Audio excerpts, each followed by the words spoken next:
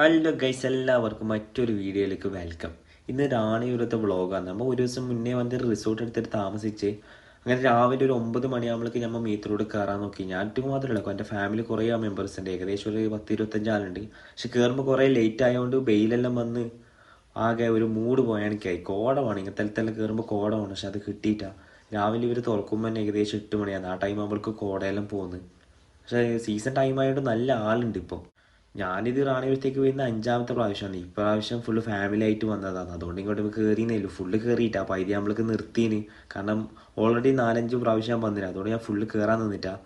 അങ്ങനെ അവരെല്ലാം നിർബന്ധത്തിൽ last full കയറി. അതിൻ്റെ വീഡിയോ ഞാൻ എടുത്തിനോന്ന് അറിയില്ല, ഞാൻ ഇതിൽ ഇൻക്ലൂഡ് ആക്കിയിട്ടുണ്ട്, നമുക്ക് അറിയില്ല, ഞാൻ നോക്കിയിട്ടൊന്നുമില്ല.